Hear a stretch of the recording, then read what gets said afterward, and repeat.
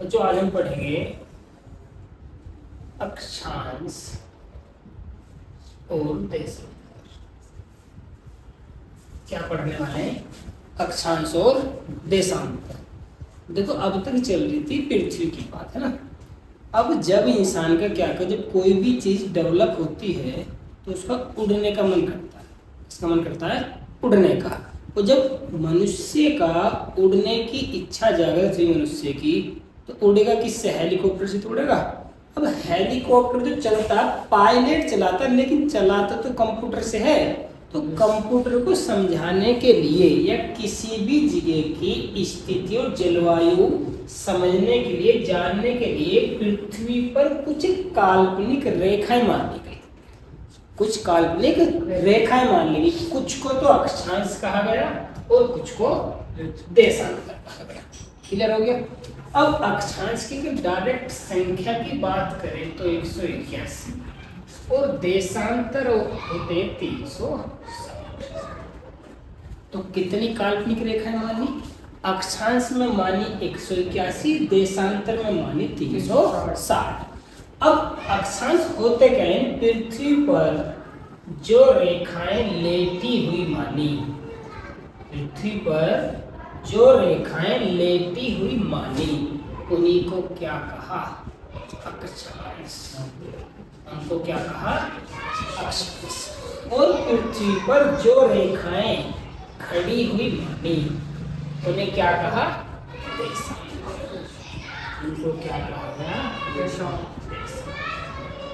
यानी इतनी बात समझ में आई कि पृथ्वी को समझने के लिए दो प्रकार की काल्पनिक रेखाएं मानने की। काल्पनिक बोले तो वो वास्तव में नहीं है, बस ऐसे ही कंप्यूटर को समझाने के लिए मान लिया हमने।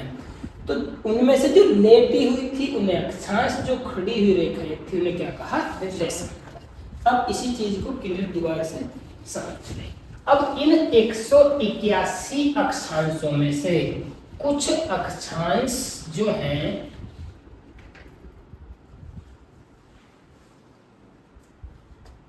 अक्षांश कितने पढ़े थे हमने अभी? कितने होते हैं? 181। अब इन 181 में से कुछ मुख्य अक्षांश मान लिए। तो पृथ्वी के बीचों बीच हमने एक रेखा मान ली, बीचों बीच मान ली। तो इसका मतलब इस बीच वाली रेखा ने पृथ्वी के कितने टुकड़े कर दिए? दो।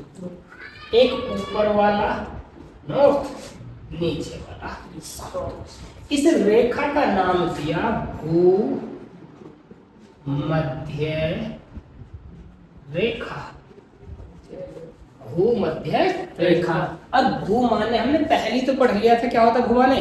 पृथ्वी। यानी पृथ्वी को दो बराबर भागों में बांटने वाली रेखा, भूमध्य रेखा। जब दो बराबर भागों में बांटा तो ये ऊपर वाला कहलाया उत्तरी गोलार्ध। उत्तरी गोलार्ध। तो ऐसे ही नीचे वाला क्या कहलाएगा? दक्षिणी। भाई पृथ्वी को दो बराबर भागों में बांट दिया, उसका नाम भूमध्य रेखा। ऊपर वाले का उत्तरी गोलार्ध, नीचे वाले का दक्षिणी गोलार्ध। अब ऊपर वाले में इसे मान लिया हमने 0 डिग्री देशांतर, सॉरी अक्षांश, 0 डिग्री अक्षांश। अब जब 0 डिग्री से ऊपर की तरफ गए तो ऊपर की तरफ कितने अक्षांश हैं? 90। 0 से नीचे कितने हैं? 90 नॉर्थ में, 90 साउथ में, और एक ही बीच का। टोटल कितने हुए? 100। आ गया? तो पृथ्वी के दो टुकड़े हुए, ऊपर 90 लाइन मान ली, नीचे 90 लाइन मान ली, तो 90 90 180 और एक बीच की टोटल हो गई 181। अब इनमें जो मुख्य मानी वो 23.5 पर मानी, एक मानी 66 पर। नॉर्थ में है तो नॉर्थ लिख सकते हैं। तो 23.5 डिग्री नॉर्थ में एक रेखा मानी, 66 डिग्री नॉर्थ में एक रेखा मानी। ऐसे ही 23.5 डिग्री साउथ में और 66.5 साउथ। तो कितनी मुख्य रेखाएं होंगी? 4, 1 2 3 4 और एक ये बीच की। तो कुल 181 अक्षांशों में 5 ये मुख्य रेखाएं मानी गई। अब 5 में से 23.5 डिग्री नॉर्थ पे जो रेखा मानी उसका नाम दिया गया कर्क रेखा। उसका नाम क्या दिया? कर्क रेखा। 66.5 डिग्री साउथ में जो रेखा मानी हमने उसका नाम दिया मकर रेखा। 66.5 डिग्री नॉर्थ में जो रेखा मानी हमने उसका नाम दिया आर्कटिक रेखा। आर्कटिक रेखा। 66.5 डिग्री साउथ में जो रेखा मानी उसका नाम दिया हमने अंटार्कटिक रेखा। क्या क्या नाम दिए? इसका नाम तो हमने पहले पढ़ लिया कि भूमध्य रेखा।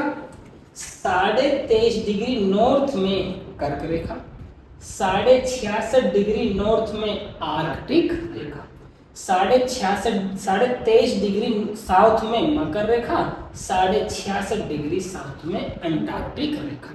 क्लियर? अब इनका जिक्र क्यों है?